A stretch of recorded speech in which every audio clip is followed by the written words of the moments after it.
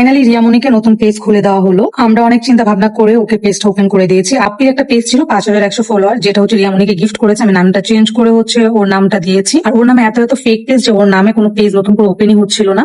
রেহানা, রাখি আপু এবং দিশামণির মা মিলে আবারও ফুল বিক্রেতা রিয়ামণির নামে নতুন একটা পেজ খুলে দিয়েছে। সেই রিয়ামণি যে কিছুদিন আগে 20 টাকার ফুল বেচে ভাইরাল হয়েছিল। রেহানা, রাখি আপু তার সকল খরচ বহন করেছিল, এমনকি তার পড়াশোনার দায়িত্ব পর্যন্ত নিয়েছিল দিশার মা। এবং তার একটা পেজ ছিল যেটা রাতারাতি ভাইরাল হয়ে যায়।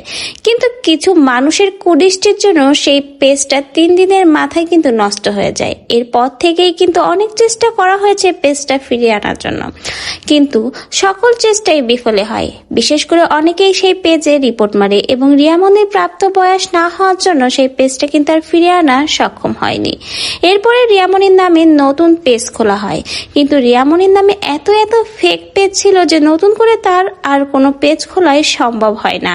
এরপরেই কিন্তু দিশামণির মামা বাপ্পি, তার একটা পেজ ছিল 5000+ ফলোয়ারের, সেই পেজটাই শেষমেশ রিয়ামণিকে গিফট করে। আর সেটাই হলো এখন বর্তমানে রিয়ামণির পেজ। আর এই কথাগুলো এবার ভিডিওর মাধ্যমে সরাসরি জানিয়ে দিলেন দিশামণির মা।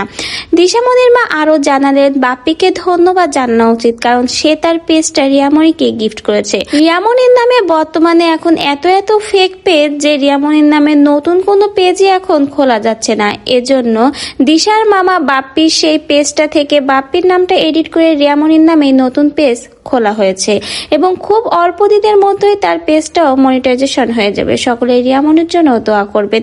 তো ভিউয়ার্স, অবশেষে কিন্তু রিয়ামণি আবারও একটা নতুন পেজ পেয়ে গেল। আর হয়তো কিছুদিনের মধ্যে তার এই পেজটাও মনিটাইজেশন হবে এবং সেখান থেকে সে ভালো কিছু ইনকাম করতে পারবে। আর আরেকটা কথা হলো, দোয়া করে যেন আগের বার যেভাবে রিয়ামণির আইডিটা নষ্ট হয়ে গেছে এবার যেন সেরকম আর অঘটন না ঘটে, কারণ রিয়ামণির পেছনে অনেকেই কিন্তু বাস দেওয়ার জন্য উঠে পড়ে লেগেছে। তারা আবারও চেষ্টা করবে রিয়ামণির এই পেজটাও নষ্ট করার জন্য।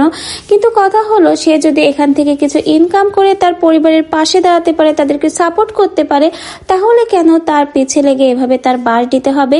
এর থেকে ভালো সে যদি এখান থেকে কিছু ইনকাম করে তার পরিবারের পাশে দাঁড়ায়, তাহলে হয়তো তার পরিবারটা আরেকটু ভালো সচ্ছলতার মধ্যেও ফিরে আসতে পারে।